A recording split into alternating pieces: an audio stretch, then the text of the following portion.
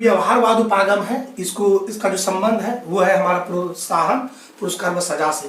क्योंकि व्यवहार में जो परिवर्तन आती है वो आती है किसकी वजह से? तो प्रोत्साहन की वजह से, वही पुरस्कार की वजह से, वो सजा की वजह से। ये बात आपको हम पहले ऑलरेडी बता चुके हैं। यहाँ से जो है आपका क्वेश्चन आपके बिहार टेट में देखने को मिलते हैं। अगर आप प्रीवियस पेपर निकाल के देखेंगे तो 2011 में यहाँ से डायरेक्ट क्वेश्चन पूछा है कि वर्तमान में जो है मनोविज्ञान की स्थिति कैसी बनी हुई है, वो किसके साथ रुका हुआ है? तो हम लोग बोलेंगे व्यवहार के साथ रुका हुआ है। अर्थात टुडे, आज के समय में अगर एजुकेशन साइकोलॉजी की बात करें, शिक्षा मनोविज्ञान की बात करें, तो शिक्षा मनोविज्ञान में व्यवहारवाद को है बहुत ही ज्यादा बढ़ावा मिला हुआ है। Only it focuses on the behaviouristic approach. Clear, यहाँ पे बात समझ में आ गई। और इस पे इंसेंटिव्स, रिवॉर्ड्स एंड पनिशमेंट होता है। वैसे पनिशमेंट को तो अभी यहाँ पे कैंसिल करके रखेंगे, क्योंकि हम बच्चों को पनिशमेंट नहीं देंगे, है ना, किसी भी प्रकार का टॉर्चर नहीं देंगे। RTE एक्ट 2009, लेकिन वहां पे लोग प्रोत्साहन और पुरस्कार ये संभव है। सजा भी है, क्योंकि बुक में क्वेश्चन पूछा हुआ तो सजा भी रहेगा। लेकिन वर्तमान स्थिति में मनोविज्ञान के आधार पर और शिक्षा अधिकार अधिनियम 2009 के तहत सजा जो है एक प्रकार का कानूनन अपराध है, हम बच्चों को मार पीट नहीं सकते हैं। तो याद रखिएगा बिहार टेट में, है ना, बिहार टेट में यहाँ से सवाल आपको देखने को मिला है 2011 में। तो वैसे भी आप यदि हमारे पूरे टॉपिक को देख लेते हैं, यहाँ से बहुत सारे क्वेश्चन बनेंगे। एक क्वेश्चन तो और भी बना, जैसे बताया कि मनोविज्ञान शिक्षा का आधारभूत विज्ञान और आई होप 2011 में ये दोनों क्वेश्चन एक ही साथ में पूछा गया था। एक ही सेट में पहला क्वेश्चन, दूसरा क्वेश्चन यहाँ से बन गया था इस तरह से।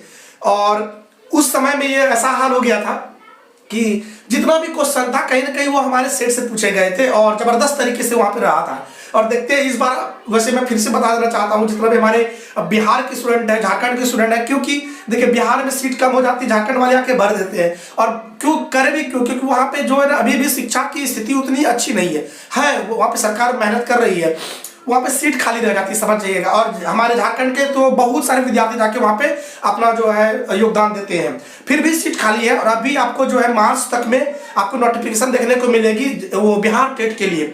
मोटा मोटी 40 से 80 हजार बोला जा रहा है, लेकिन 40,000 सीट रिक्तियां बच जाएगी और भी हो सकता है कि पद सृजित किए जाए। तो लमसे मोटा मोटी कहा जा रहा है कि मार्च में आपके पास जो है वैकेंसी देखने को मिलेगा बिहार टेट का। इसीलिए हम कहना चाहेंगे हमारे जो बिहार टेट के जो बच्चे हैं, जो अभ्यर्थी है, अभी से मेहनत करने लग जाइएगा, है ना, अभी से मेहनत कीजिएगा। छोटा मोटा कुछ चीजें है, ये कुछ हार्ड क्वेश्चन नहीं पूछा था, फिर भी बहुत सारा फेल भी किए थे। वैसे ग्राम्यत है कि बहुत कटअप को लो करते हुए भी सबको यहाँ पे नौकरी दी जा रही है। तो कोशिश कीजिए, मेहनत कीजिए, है ना। और अगर जिनको बहुत जल्दी जॉब लेना है, इंटर करके DLED कर सकते हैं और बहुत कम पैसे में DLED हो जाती है ना। जैसे कि आप अगर बिहार से करते हो DLED वगैरह तो मोटा मोटी 1,00,000 1.5 लाख लग जाता है, B.Ed लाख लग जाता है। लेकिन अगर हमारे साथ जुड़ते हैं तो आपको वहाँ पे 60-70 हजार तक में यहाँ पे B.Ed या DLED दोनों हो जाती है। क्लियर यहाँ पे? तो चाहे तो आप कर सकते हैं, नहीं तो आपको दिक्कत नहीं है हमारी। लेकिन हाँ, आप तैयारी अभी से करके रखिएगा, है ना। तो साथियों, हम चाहेंगे कि इन सारी चीजों को जो है अपने साथ बनाए रखें। तो आइए हम लोग देख लेते हैं व्यक्तिगत मनोविज्ञान। ये भी जो है आपके बिहार टेट में क्वेश्चन पूछा गया है, यूपी टेट में पूछा गया, क्योंकि यूपी टेट से ये क्वेश्चन ना मैच करा लेता है। तो इंडिविजुअल साइकोलॉजी को अगर किसी ने डेवलप करी है तो वो है हमारे एडलर महोदय।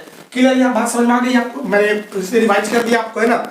वही मैंने बताया था कि जो कोरिलेशनल रिसर्च है, संबंध अनुसंधान जो है वो -1 और +1 के बीच पाया जाता है। ये आपका रीट का क्वेश्चन है। और ये क्यों है तो ये आपको हमने जो है हम आगे एपिसोड में बताएं, पहले इस चीज को क्लियर कर लेते हैं। तो याद रखिएगा बिहार टेट भी आने वाला है और झारखंड टेट भी आने वाला है। और झारखंड टेट से अच्छी सरकार हमारी बिहार की सरकार है, राजस्थान की सरकार है। ये जैसे ही वैकेंसी, जैसे सबकी काउंसलिंग कराते हैं और वहाँ उसको जो है फिर से बहाली दे देती है, फिर से जो है कहीं ना कहीं वो सीट निकाल के जो सीट बच जाते हैं उसकी बहाली कराते हैं। और हमारे जो ये नसीब का सरकार का, ये जो झारखंड का सरकार है, ये सरकार ऐसे है, एग्जाम तो ले लेते हैं वरना उसको नौकरी नहीं दे पाते, फिर दोबारा एग्जाम लेने की बात करते हैं। तो ये क्या कहिएगा, झारखंड में जन्म लिया है तो कष्ट से सहना ही पड़ेगा ना, क्योंकि झारखंड वासी शुरू से कष्ट सहते आ रहे हैं, शुरू से जो शोषित होते आ रहे हैं। पहले शोषण उनके कोई और करते थे, अंग्रेज करते थे, आप शोषण नेता लोग कर रहे हैं हमारे झारखंड वासियों ने, फिर भी झंडा ढो रहे हैं। जो क्या कहिएगा, बिहार की सरकार ठीक ठाक है। देखिए अभी उन्होंने सबकी काउंसलिंग करा दी, नौकरी दे दी, उसके बाद फिर बहाली देने जा रही है। राजस्थान ने देखिए आज से 4-5 से 6 महीना पहले एग्जाम लिया, वो उसको काउंसलिंग की परिचर्या भी निकाल दी है और साथ दूसरा भी बहाली देने को जा रही है। ये सारे अच्छी सरकार है। यूपी भी बहुत अच्छी सरकार ही है। फिलहाल उन्होंने भी अभी कुछ ना कुछ रोक के रखा है चीजें, वो तो गलत है। तो ये सारी चीजें हम चाहेंगे बच्चों की आप मेहनत करो, है ना, और कहीं ना कहीं अपने शिक्षा के क्षेत्र में अगर आप शिक्षक जी का सुपात्रता आपके अंदर में है तो आप अपने आप को आगे बढ़ाइए।